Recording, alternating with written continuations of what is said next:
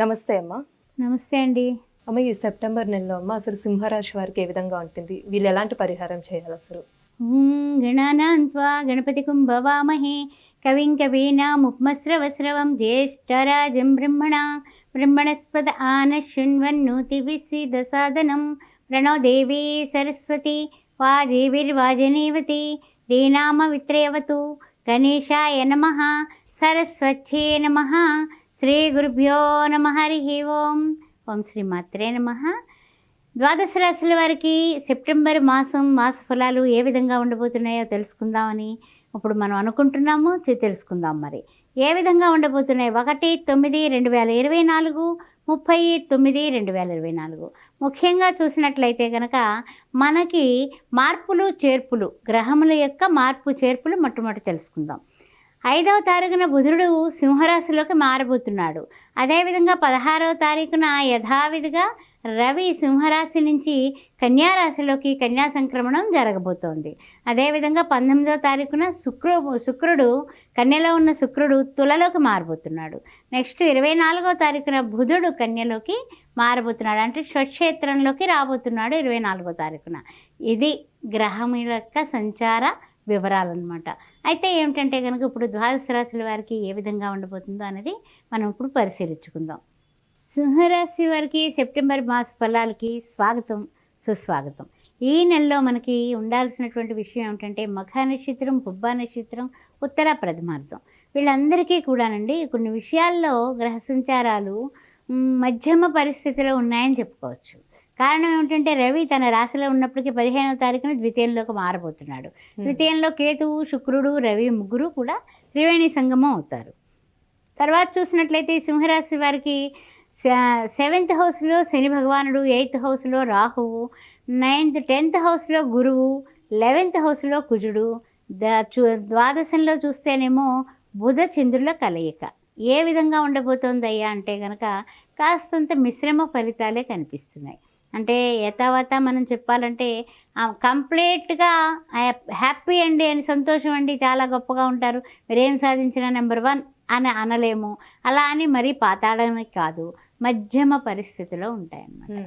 అయితే ఏంటంటే వీళ్ళు కొన్ని విషయాల్లో కొన్ని విజయాలు అయితే పొందుతారు. ఏ విధమైనటువంటి విషయాల్లో అంటే కనుక కొన్ని మనకి తెలియకుండానే గ్రహ సంచారాలు మధ్యమంగా ఉంటాయంటే కుటుంబ రీత్యా మీకు కుటుంబంలో సమైక్యత, సమభావాలు, ఇంట్లో వాళ్ళందరూ కూడా మిమ్మల్ని కొంచెం కొన్ని విషయాల్లో మిమ్మల్ని గెలిపించడానికి వాళ్ళ ఐక్యతాభావం చూపించడం, ఇలాంటి విషయాల్లో మీకు మంచి పరిస్థితే కనపడుతుంది.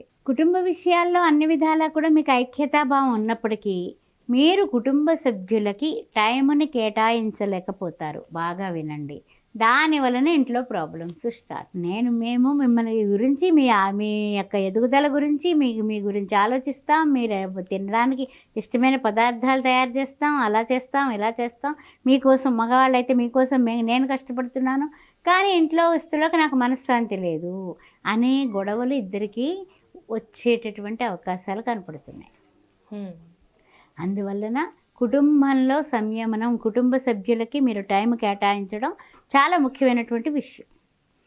తర్వాత బంధుమిత్రులు సహాయ సహకారాలు అయితే బాగున్నాయండి ఈ మాసంలో.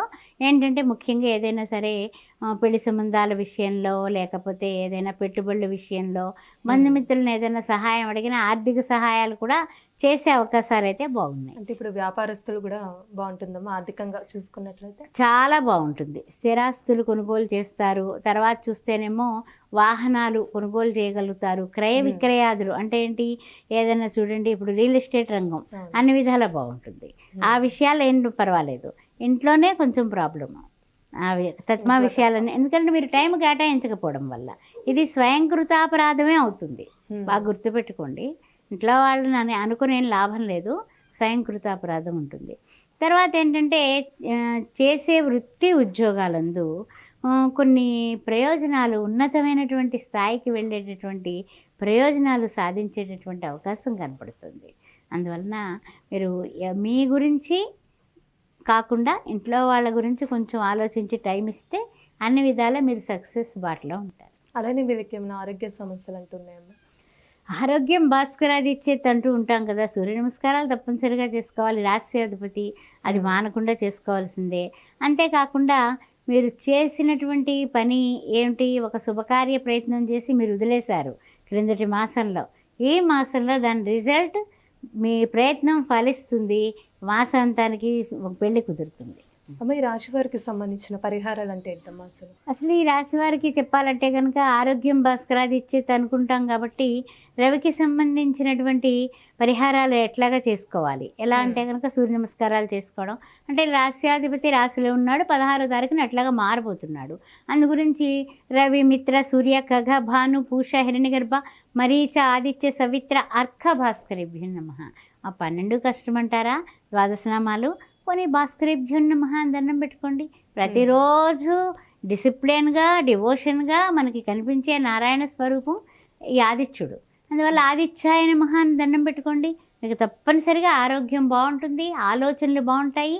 ఐశ్వర్యానికి కూడా ప్రదాత సూర్య భగవానుడే. ఆ విధంగా మీరు సూర్య నమస్కారాలు చేసుకోవడం, సూర్య భగవానుడికి చక్కగా పేరు చెప్పి గోధుమ పిండో, గోధుమ రొట్టెలో కుక్కలకు వేయటం, గోధుమ పిండి దానం ఇవ్వడం, ఇలాంటి పనులు చేసుకోండి. అద్భుతంగా ఉంటుంది. ఇంకా చెప్పాలంటే కనుక కొన్ని విషయాల్లో మీరు ఉన్న స్థితి నుంచి ఉన్నత స్థితికి వెళ్ళడానికి అమ్మవారికి సంబంధించి చక్కగా కుంకుమార్చన ఒక్కసారి చేయించుకోండి. చేయించుకొని శ్రీ మహాలక్ష్మీదేవికి ఏ వారం చేయించాలమ్మా? శుక్రవారం నాడు చేయించు. శుక్రవారం. ఎందుకంటే ద్వితీయంలో శుక్రుడు ఉన్నాడు కదా, శుక్రవారం పూట చేయించుకొని చక్కగా 6 డజన్లు గాజులు, ఎరుపు, ఆకుపచ్చ, పసుపు తీసుకొని గుళ్ళుకి పట్టుకెళ్ళి అక్కడ 6 ముత్తైదులను చూసుకొని పసుపు, కుంకుమ, తాంబూలం వాళ్ళకి ఇచ్చి వాళ్ళ చేత అక్షింతలు వేయించుకుంటే, మీ ఇంటి ఆడవాళ్ళు, మగవాళ్ళు అక్కర్లా, మీ ఇంటి ఆడవాళ్ళు ఆ పని చేస్తే మీకు యోగదాయకంగా ఉంటుంది. మంచి పరిహారం తెలియజేస్తారమ్మా.